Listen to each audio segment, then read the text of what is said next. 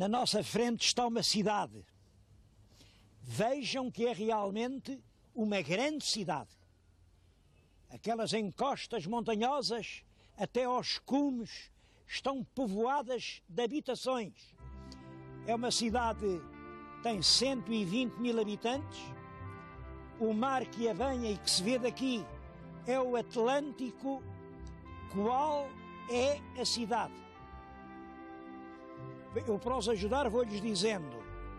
É a terceira das cidades portuguesas. Qual é a cidade? Estou convencido de que a maioria dos meus telespectadores nunca aqui vieram e nem sabem quanto perderam. A cidade é o Funchal, a grande cidade da Ilha da Madeira. Eu estive aqui há uns anos, encantado pela história desta região, e lembro-me de ter dito que pena não haver uma história da Madeira, porque é uma história com unidade, com originalidade. Volto alguns anos depois e, felizmente, aqui da Madeira, o tempo não passa em vão. Está em publicação uma história da Madeira, do professor Rui Carita, vai já no 4º volume. Dizem-me que no 5º está o prelo. É uma obra de análise na qual se pode ler esta extraordinária aventura de uma ilha que era deserta. Deserta não assim há muito tempo. No século XV, isto era ainda uma ilha deserta. E de então para cá, em 5 séculos, fez-se uma das mais formosas cidades do mundo. Eu vou hoje, rapidamente, e à volta da grande figura do fundador que é Zarco, tentar dar-lhes um esboço do que foi a história da Madeira.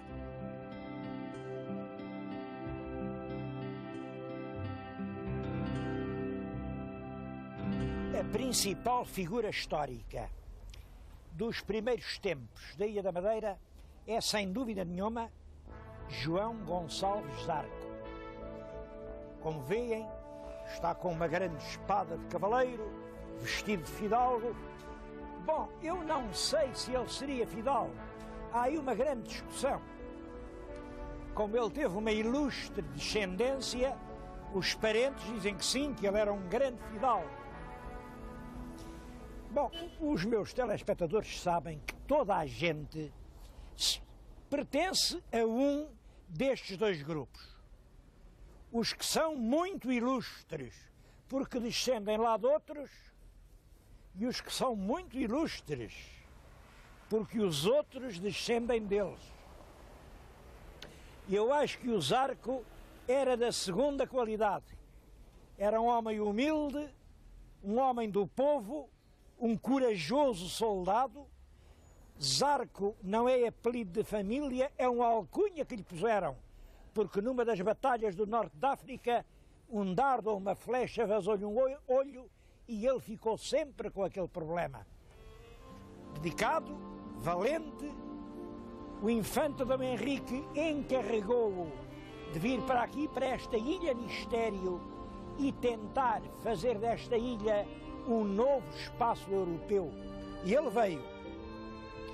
Foi ele quem varou na praia o primeiro barco. Foi ele quem cavou na terra o fundamento da primeira casa. Foi ele quem construiu a primeira igreja. É perfeitamente justo que a cidade lhe tenha dedicado o seu principal monumento. É claro que já não é assim para mim tão certo que o lugar devesse ser aqui. Aqui quem devia estar era o rei Dom Manuel, porque Zarco nunca morou aqui. Eu vou-lhes mostrar as 4 moradas do Zarco. Vamos já começar pela primeira.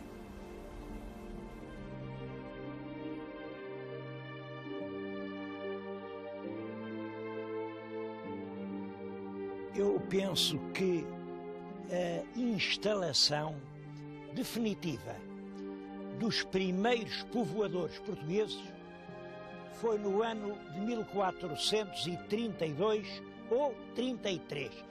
Estou a dizer isto porque a ideia, enfim, que se diz, que se repete, que se ensina na escola é outra completamente diferente. Mas parece-me que é mitologia. Os documentos indicam isto. Ou 32 ou 33. Zarco vem nos seus navios, traz a mulher, os filhos, homens de trabalho e procura um sítio para se instalar. Ele achou o sítio exatamente aqui, neste lugar que está na nossa frente.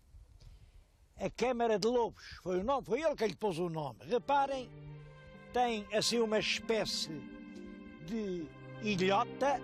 Quando ele chegou era mesmo um ilhéu, não estava ligado à ilha por estas terras resultaram de um desabamento uns anos mais tarde.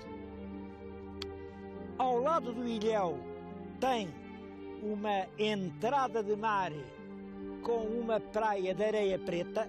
Ele podia ali varar os seus navios e estabeleceu aqui a sua morada. É exatamente por isso que o criado do infante, o escudeiro Zarco, a partir de então, assina como nobre João Gonçalves Zarco da Câmara de Lobos. Câmara de Lobos, é que lá não havia aqui lobos daqueles da Serra da Estrela, como calculam. Havia lobos marinhos, ali naquela enseada, ainda hoje lá estão, ainda hoje lá se podem ver grandes cavernas. E aí havia milhares, colónias numerosíssimas de lobos marinhos. Estão hoje em vias de extinção. Foi aqui que Zarco e a família tiveram a sua primeira morada. Porquê no ilhéu? É simples. Toda a gente teve sempre medo do desconhecido. Para trás do ilhéu estava uma ilha imensa, com bosques, com sombras. Eles sabiam lá se com feras, fantasmas, inimigos aguerridos. As noites eram pavorosas, a única iluminação era de alguma fogueira que pudessem acender. O que é que podia acontecer do lado da terra, de uma terra que nunca homem algum tinha pisado, que nunca ninguém tinha dito como era, esse terror do Zarco. Por isso se refugia com a família no ilhéu cercado de mar por todos os lados. É perfeitamente explicável. E é isso que o leva a fugir daqui. Ele desmatou estas encostas. Isto era a grande vegetação que prendia a terra. Quando as encostas já não têm floresta, esbarrondam-se, vão por aí abaixo e a terra vai pegar a ilha ao ilhéu. O ilhéu deixou de ser seguro.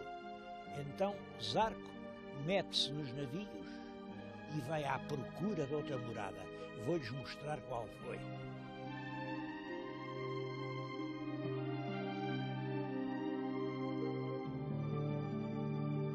Bom, não era muito longe, cerca de uma légua, navegando uma légua, ele encontrou um bom rochedo, muito perto da terra, também com uma praia de calhaus rolados, onde podia varar as suas caravelas, e no cimo do rochedo fez a sua segunda morada.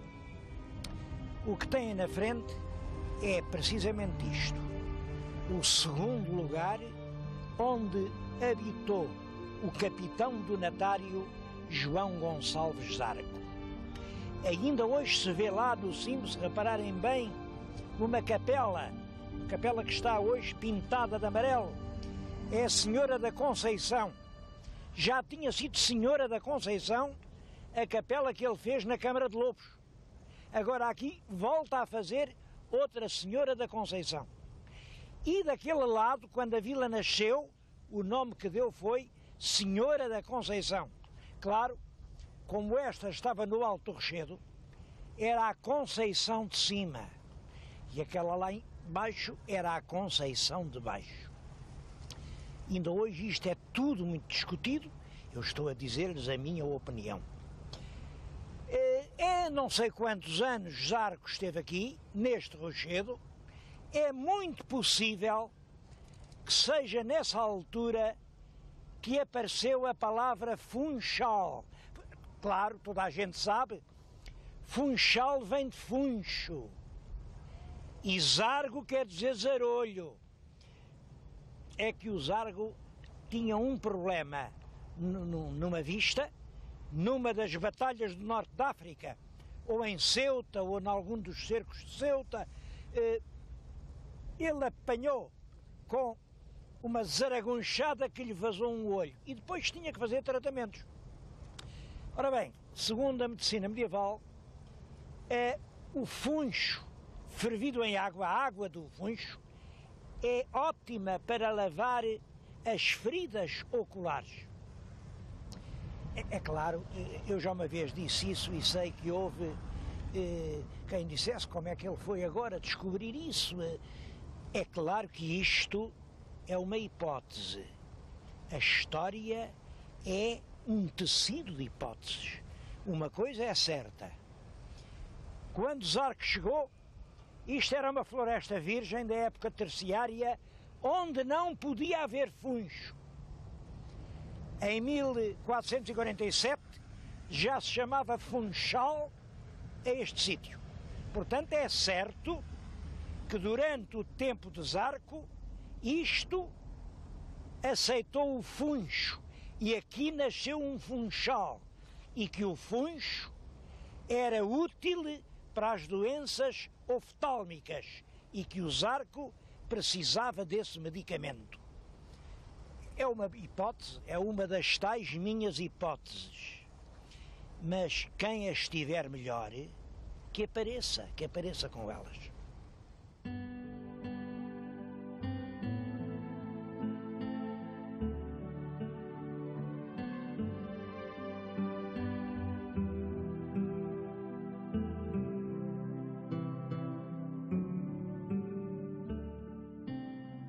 Para poder arrotear as terras, Zarco mandou largar fogo à floresta. Foi um fogo imenso. Sabemos por uma carta do Papa que o fogo destruiu as próprias poucas coisas que o Zarco tinha. Isso, para mim, significa que o fogo imenso daqui acabou por atingir o próprio ilhéu onde ele tinha a casa. E ele, a mulher e os filhos esperaram dentro d'água, com água por aqui, que a força daquele fogo passasse. Bom, finalmente mudou, veio para aqui. Eu estou no sítio onde foi a terceira moradia de Zarco. Ele aqui esteve anos, aproveitou toda esta lomba dos montes e quando mais tarde quis mudar para uma casa mais solene, a mulher, a capitã Dona Constança, quis perpetuar a estadia deles aqui e mandou construir esta capela que está na nossa frente, a capela de Santa Catarina. Dona Constança pôs o nome de Catarina a uma filha e Catarina era a santa padroeira dos navegadores perdidos por sobre as águas do mar. É, portanto, na própria terra de Zarco, no chão que ele pisou, que nós nos encontramos. E neste chão encontra-se uma estátua. A estátua é esta, é um navegador, tem aos pés os mapas das rotas navegadas, mas não é Zarco, é Cristóvão Colombo, um ilustre navegador que descobriu a América em 1492, quer dizer, 20 anos depois de Zarco ter morrido. Portanto, nem é o Zarco, nem sequer era seu conhecido. Nunca veio a esta casa. Bom, mas isso é bem a nossa maneira de ser à portuguesa. Os grandes homens nunca somos nós, são sempre os outros. E as grandes mulheres nunca são as nossas, são sempre as dos outros.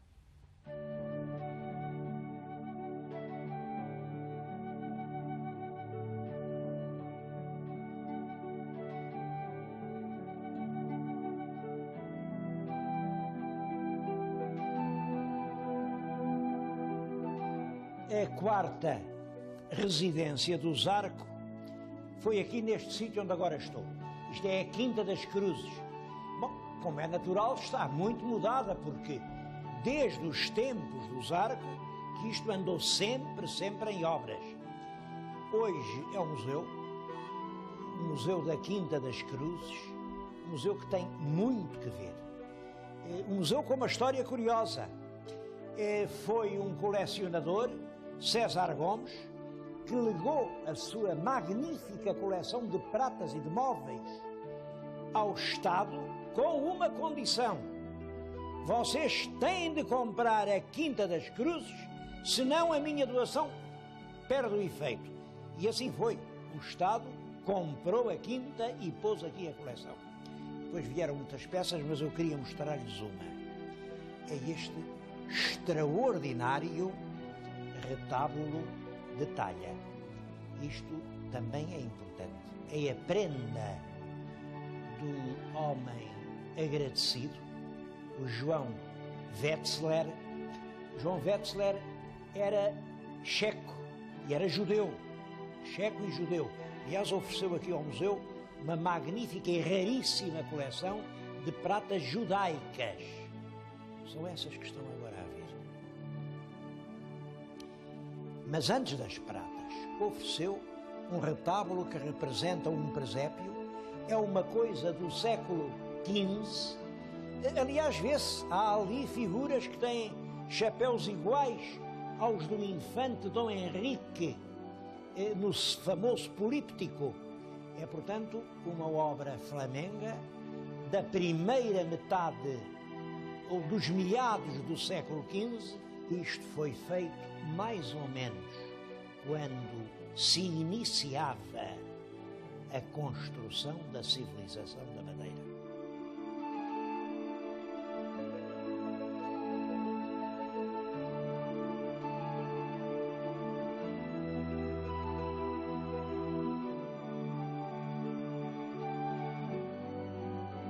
O Zarco teve uma ranchada de filhos, principalmente meninas.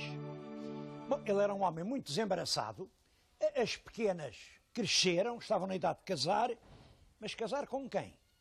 Elas aqui na ilha eram filhas do senhor capitão. Quem é que ia casar com elas?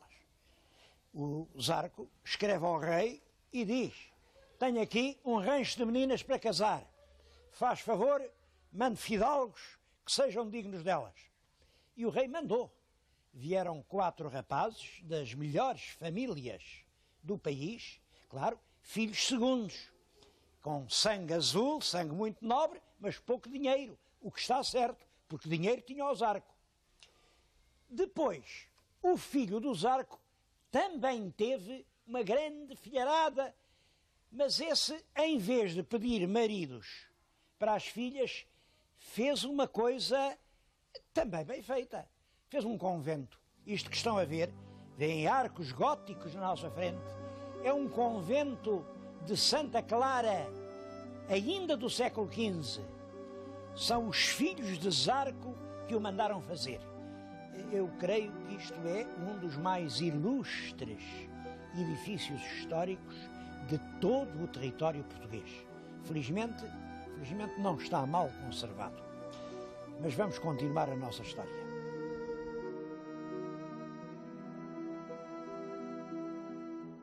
Disse-se durante muito tempo que este era o túmulo de Zarco. Bom, talvez não seja, porque ele tem uma inscrição e a inscrição revela a verdade, e quando a gente sabe a verdade não pode falar na lenda.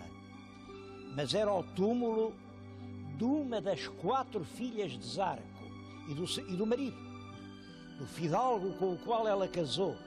As filhas de Zarco eram Helena, Isabel, Beatriz e Catarina. Este é o túmulo da filha mais velha, Helena. Casou com o ilustre fidalgo, Mendes de Vasconcelos, e é isso que diz ali. Este homem considerava-se ilustre por ter casado com a filha do capitão, fundador e descobridor da Madeira, João Gonçalves Zarco. De qualquer maneira, é uma piedosa lembrança, nós não sabemos ao certo onde repousa o fundador, mas seguramente está aqui sob os tetos desta igreja.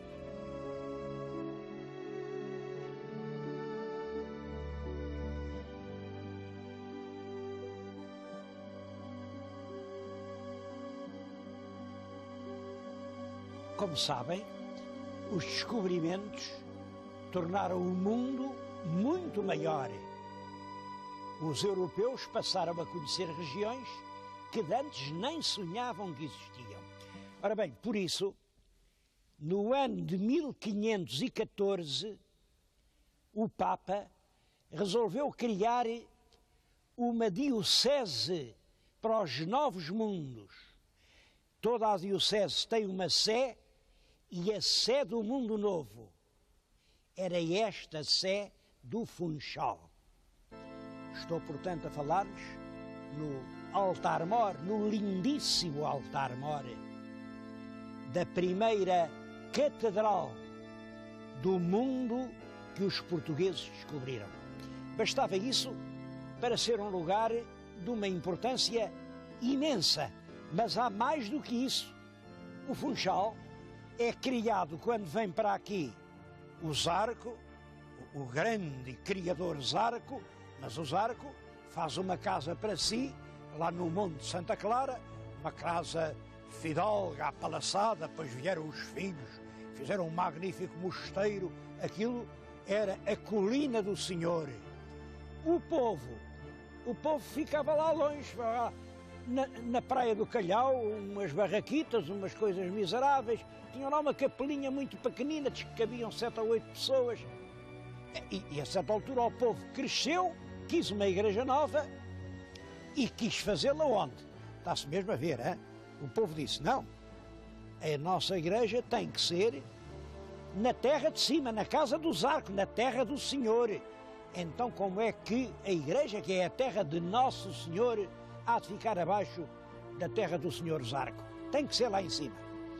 O Zarco disse, essa gente cá ao pé de mim, Deus nos livre, nem pensar. Façam lá para baixo, lá para o Calhau, é a terra deles.